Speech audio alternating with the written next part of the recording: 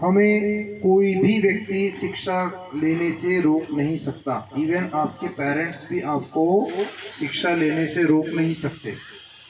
अगर आप लोगों की पढ़ने की इच्छा है तो आपके पेरेंट्स भी आप लोगों को रोक नहीं सकते। ये भी आप लोगों को अधिकार है, आपको अधिकार है। ठीक है। गवर्नमेंट ने क्या किया है, हमें शिक्षा का अधिकार दिया है कि 14 साल के बच्चे को 14 साल तक के बच्चे को सरकारी स्कूल में, कोई भी स्कूल में मुफ्त की शिक्षा आप लोगों को प्राप्त की जा सकती है। उसके बाद भी आप लोगों के लिए गवर्नमेंट ने बहुत सारी फैसिलिटीज दी हुई है। कॉलेज में एडमिशन की हो, गवर्नमेंट ने रिजर्वेशन भी देकर रखा है। आप लोगों की सभी की भागीदारी एक जैसी हो, सभी को समान अधिकार मिले।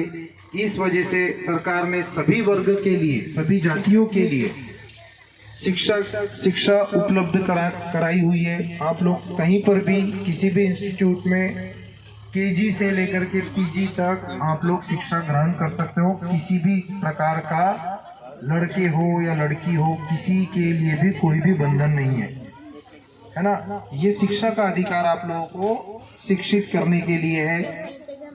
बहुत सारी फैसिलिटीज है गवर्नमेंट आप लोगों को देती है कानून के अंतर्गत, जो आप लोगों को मिलनी ही चाहिए और आप लोगों ने लेना ही चाहिए।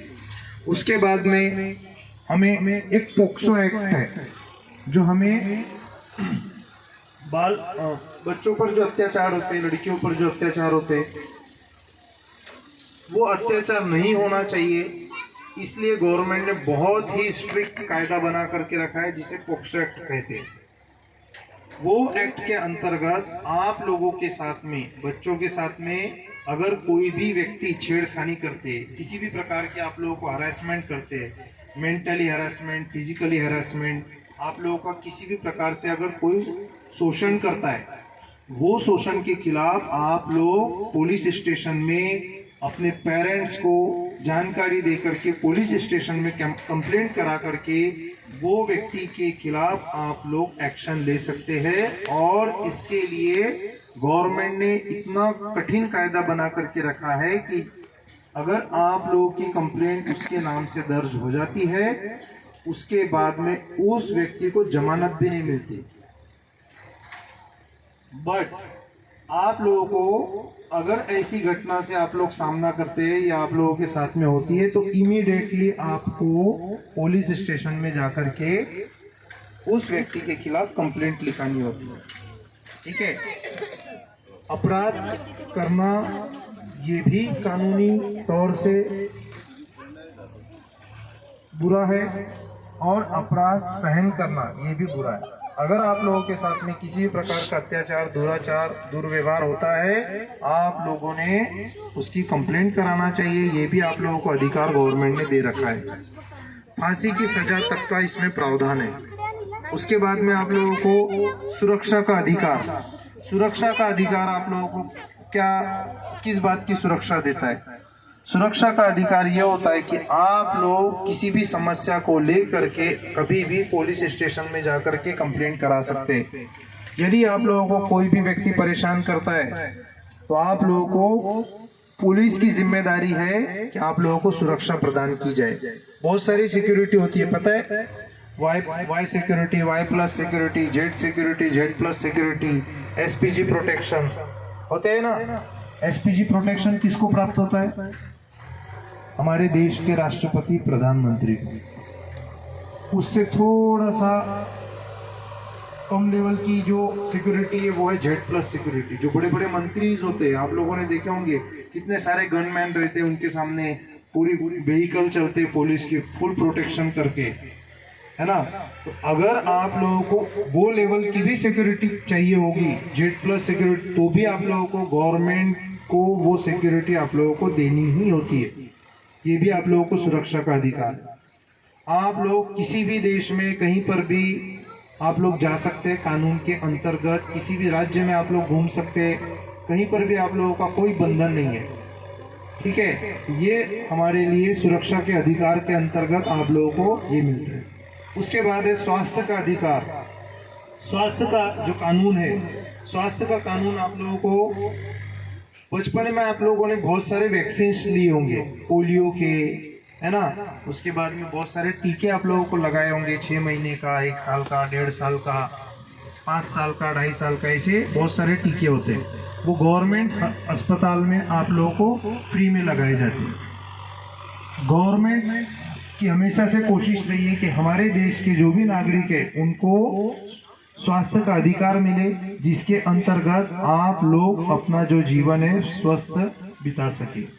गवर्नमेंट हॉस्पिटल में निशुल्क आप लोगों के लिए जो उपचार है वो आप लोगों के लिए निशुल्क किया गया है ना। आप लोग अगर गवर्नमेंट हॉस्पिटल में एडमिट होते हो तो डॉक्टर की आप लोगों को फीस नहीं लगती, कुछ भी आप लोगों को देने की जरूरत नहीं होती। कई सारी ऐसी योजनाएं जिसके अंतर्गत आप लोगों को मुफ्त में इलाज होता है। अभी तो महाराष्ट्र गवर्नमेंट ने एक योजना लॉन्च की है जिसमें आप लोगों को, हम सभी को 5 लाख तक का जो इलाज है वो मुफ्त में दिया जाएगा सरकारी हॉस्पिटल में। तो ऐसे अधिकार आप लोगों को पहले भी थे, अभी भी है, और बहुत सारे आने वाले दिनों में भी आप लोगों को देखने को मिलेंगे। हम सभी ने उसका लाभ लेना चाहिए। कानून के अंतर्गत हमें ये सब अधिकार मिले हैं और समय समय पर कानून पर संशोधन भी होते हैं, जिसे रिसर्च बोलते हैं।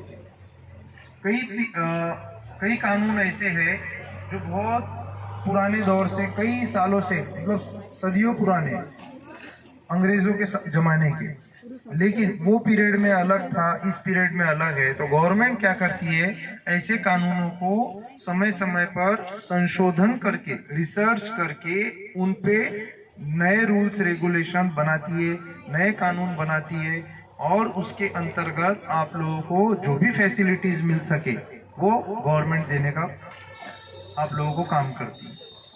मैं आप लोगों की गर्ल्स की, बॉयज़ की, जो छोटे बच्चे हैं उनकी सुरक्षा से संबंधित गुड टच, बैड टच आप लोगों ने सुना होगा, है ना। बहुत सारी अभी जो हमारे देश में नहीं होना चाहिए, हमारे देश की संस्कृति नहीं है, लेकिन वो भी हमें देखने को मिलता है स्कूलों में, सोसाइटीज में, है ना। बहुत सारे ट्रेनिंग सेंटर्स में जहाँ पे आप लोग प्रशिक्षण लेते, स्पोर्ट्स का हो या कोई भी हो, ऐसे इंस्टीट्यूशन में भी ऐसी घटनाएं होती है जो बहुत ही शर्मनाक है। हमारे इतने सुंदर देश में ऐसी घटनाएं होना जो हमारी संस्कृति का हिस्सा नहीं है, वो सब होना हमारे लिए बहुत ही शर्मनाक बात है। अगर आप लोगों को गुड टच, बैड टच की जानकारी हो तो आप लोग किसी व्यक्ति के खिलाफ कंप्लेंट करा सकते हैं। गुड टच मतलब क्या और बैड टच मतलब क्या? गुड टच, अगर किसी व्यक्ति ने आप लोगों को प्रेम से कोई स्पर्श करता है, आशीर्वाद देने के लिए सिर पर हाथ रखता है, ये सब गुड टच कैटेगरी में आता है। लेकिन उसके अगेंस्ट, उसका ही opposite bad touch. Bad touch क्या होता है? कोई किसी व्यक्ति की अगर मंशा है आप लोगों का शोषण करने की, शारीरिक शोषण करने की, वो आप लोगों को बैड टच करते। बैड टच के लिए आप लोग कैसे आइडेंटिफाई करेंगे, है ना? आप लोगों के गाल पर बहुत देर तक अगर कोई व्यक्ति हाथ रखे हुए है या आप लोगों को बुरी नजर से अगर आप लोगों को टच कर रहा है, ये बैड टच की कैटेगरी में आता है। इसके लिए आप लोग पुलिस स्टेशन में कंप्लेंट करा सकते हैं। कोई व्यक्ति आप लोगों के गर्दन के नीचे के हिस्से को, चेस्ट के हिस्से को अगर टच करता है, स्पर्श करता है, वो भी बैड टच की कैटेगरी में आता है। इसके लिए भी आप लोग गवर्नमेंट में, पुलिस स्टेशन में जाकर के उस व्यक्ति के खिलाफ कंप्लेंट कर सकते हैं। 10 सेकेंड, 15 सेकेंड से ज़्यादा अगर आपकी पीठ में कोई हाथ रखता है, स्पर्श करता है, वो भी बैड टच कैटेगरी में आता है। ठीक है। उसके बाद आप लोगों का जबरदस्ती हाथ पकड़ने की कोई कोशिश करता है, आप लोगों की इच्छा के विरुद्ध अगर कोई व्यक्ति आप लोगों को स्पर्श करता है, दैट इज बैड टच। ये सब आप लोगों को जानकारी होना चाहिए। कभी कभी होता है ऐसे है कि हम लोग इस पर ध्यान ही नहीं देते, हमें लगता है कि चल रहा है, लेकिन आगे वाले के मन में क्या है, सामने वाला जो व्यक्ति है उसके मन में आपके प्रति कौन सी भावनाएं है, ये भी हमें समझने की जरूरत है। कानून में तो ऐसा प्रावधान है, अगर कोई व्यक्ति 9 सेकंड से ज्यादा अगर आप लोगों को घूर के देखता है, नजर में नजर डाल करके आप लोगों को 9 सेकंड से अगर ज्यादा देखता है, वो भी आप लोगों के शोषण कैटेगरी में आता है, उसके खिलाफ भी आप लोग कंप्लेंट करा सकते हैं। कोई व्यक्ति अगर हमारे कमर से नीचे के हिस्से को अगर स्पर्श करता है, that is also bad touch. इसके खिलाफ आप लोगों ने आवाज उठानी चाहिए। अगर ऐसी कोई घटना हमारे साथ में, आपके साथ में कभी होती है, स्कूल, कॉलेज, कोई ट्यूशन में, सोसाइटी में, आप लोग उसके खिलाफ खड़े होना बहुत जरूरी है। अपराध को सहन करना भी एक अपराध है, और अपराध के खिलाफ खड़े होना ये बहुत ही बहादुरी का काम है। हम सभी को उसके लिए जिम्मेदारी लेनी होगी।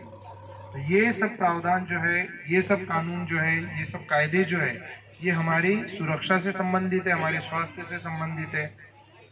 इसका हम लोगों ने पालन करना चाहिए, दूसरों को भी इसके लिए प्रेरित करना चाहिए, और हमारी सोसाइटीज को, हमारे वातावरण को, हमारे देश को, हमारे राज्य को अपराध मुक्त बनाने के लिए ये सब आप लोगों को खड़े होना बहुत जरूरी है।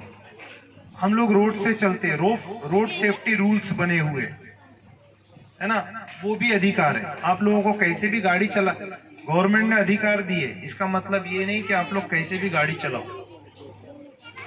कानून बनाते हैं आप लोगों को एक फ्रेम में बांधने के लिए। आप लोगों को आज़ादी मिली है, इसका मतलब ये नहीं कि आप लोगों ने किसी की भी जान ले ली, किसी के साथ भी कुछ भी अत्याचार कर दिया, रोड में चलते चलते किसी को भी उड़ाते चले जा रहे, ये अधिकार नहीं दिया। आपको गाड़ी चलाने का अधिकार है, लेकिन किसी को नुकसान पहुंचाने का अधिकार नहीं है। अगर व्यक्ति गाड़ी चलाते समय किसी को नुकसान पहुंचाते हैं, वो भी अपराध है। वो भी सड़क सुरक्षा जो अधिनियम है, अपराध कानून जो है, उसके लिए भी आप लोगों को अलग अलग कलम के अनुसार सजा का प्रावधान है, अलग अलग कलम के अनुसार आर्थिक दंड का प्रावधान है। जैसे बिना हेलमेट के अगर आप लोग गाड़ी चलाते हो, तो ये आप लोगों के लिए भी खतरनाक है और दूसरों के लिए भी खतरनाक है। इसके लिए आप लोगों को सजा भी हो सकती है, और आप लोगों का लाइसेंस भी रद्द हो सकता है, और आप लोगों को आर्थिक दंड भी भरना पड़ सकता है। चालान आप लोगों ने देखे होंगे, बहुत सारे लोगों के पेरेंट्स लोगों ने भरे भी होंगे, है ना। तो ये नहीं होना चाहिए। आप लोगों को लेन पता होनी चाहिए कि हमें कौन सी लेन से चलना है। व्हाइट कलर की लेन होती है, आप लोगों को पता है, रोड में हम लोग चलते हैं। कुछ लेन होती है डॉटेड, कुछ लेन होती है स्ट्रेट, जिसमें कोई भी कट नहीं होता है, सीधी चली होती है, सीधी जाती रहती है। उसका मतलब जो सीधी लेन जाती है, जो व्हाइट कलर की मार्किंग होती है, उसका मतलब ये होता है कि आप लोगों को यहाँ वहाँ अपनी लेन चेंज नहीं करना है, सीधा ही सीधा चलना है। जहाँ पर डॉटेड लाइन होती है, वहाँ पे आप लोग लाइन चेंज कर सकते हो। लेकिन अगर सीधी लाइन है, तो अभी कभी आप लोगों को गलती से भी वो लाइन क्रॉस नहीं करनी है। इस बात का आप लोगों को ध्यान रखना है। जेब्रा क्रॉसिंग पता है सभी को। जेब्रा क्रॉसिंग में जेब्रा क्रॉसिंग मतलब सिर्फ जो रोड, पैदल रोड क्रॉस करते हैं उनके लिए ही होती है। हम लोग देखते हैं कि गाड़ी भी आकर के वहाँ खड़ी हो जाती है, ये भी अपराध है। अभी जो सीसीटीवी कैमरेज जो लगे हुए, स्टॉप लाइन के बाहर अगर आपका 1 इंच 2 इंच भी गाड़ी का टायर जाता है, फोटो कैप्चर करके आप लोगों का चालान बन जाता है।